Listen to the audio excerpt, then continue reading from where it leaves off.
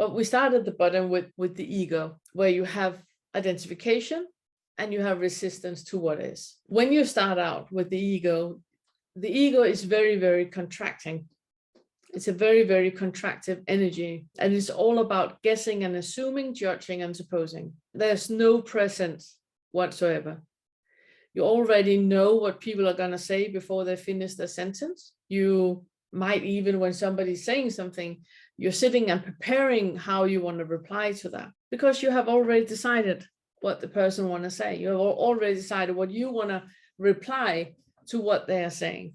So it's the guessing, assuming, judging, and supposing. The identity is completely intact. This is me. How dare you talk to me like that? So the identifying is intact. And there's a constant battle with the thoughts. When you're in the ego, you really, really feel, because you're identifying, you really, really feel that you need to control your thoughts. That you can have right thoughts or you can have wrong thoughts. And obviously you will like the right thoughts. So you will start to meditate, so you get the right thoughts. So you're not in the wrong thoughts.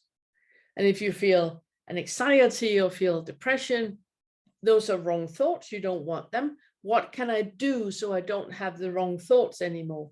And that has the foundation in the I am not, I should be.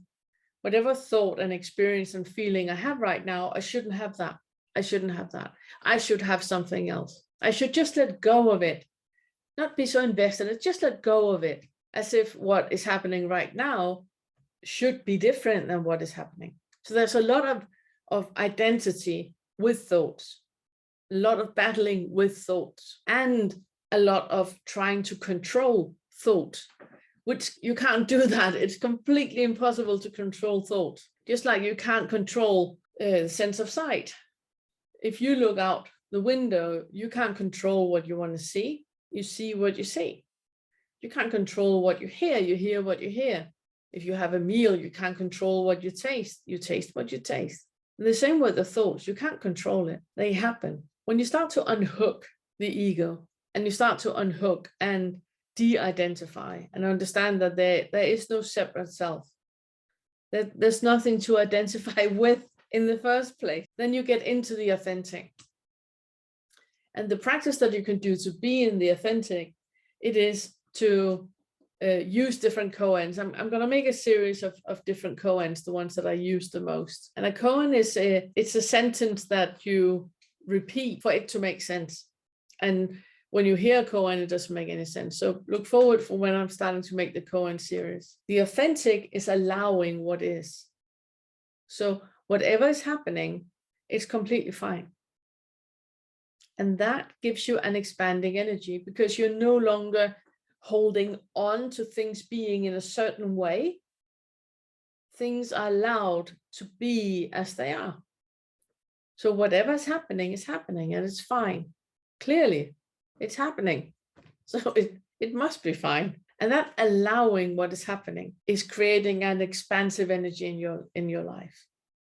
So when you work with allowing, and you work with the authentic, and you work with the observing part of you, the one that is just observing what is actually happening, the self is falling away and the non-identifying is happening.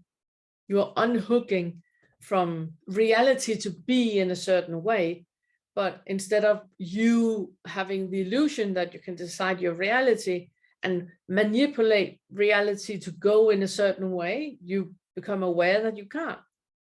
Reality is just happening. What is happening, and that's it.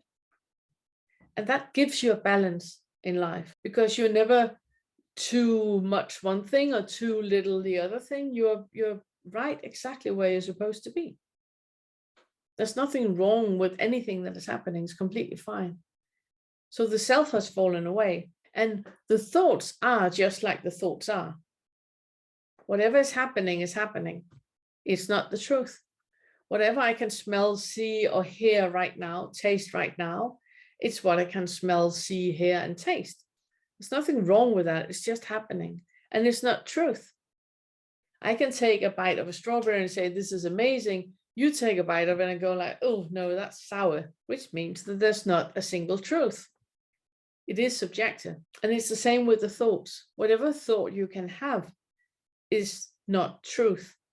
It's just a thought. And when you're allowing, you're also beginning to understand that whatever you're thinking is beyond your control. It just happens. It's where you can use what we talk about in Buddhism when we talk about Vedana, that it can be pleasant, unpleasant, or neutral. You don't need to put a label on to say, because this is very pleasant because, or this is very unpleasant because that is an identifying. So you slowly start to remove the label to what is happening and just have the pure experience of what is happening.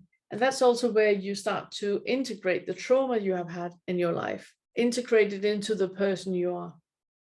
Because when we have had trauma happening to us, separation has happened. So there's me where the trauma happened, and the one I am today, trying to manage a life with that trauma happening to me. What is happening when you're in the authentic and you're in the observer, you allow things to be as they are, so that an integration of trauma is happening, which means that it's no longer something that happened against you or to you. You understand that whatever happened would have happened if it was you or somebody else who had been there. It doesn't matter. It wasn't personal.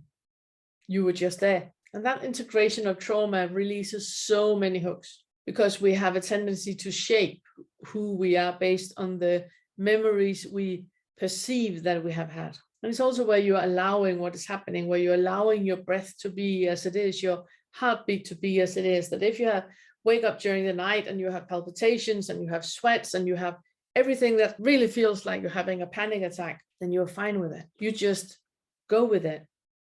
You are with it. You're allowing it to be there. You're allowing whatever is happening physically to be there. And you breathe with it. You become a wave and a part of it.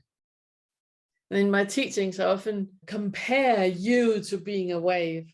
You know, when you're standing and looking at the ocean, you're not opinionated by the waves. You're not like, oh, that's a little wave. Should actually be bigger. If it was a bit more foam on the top, it would have been perfect.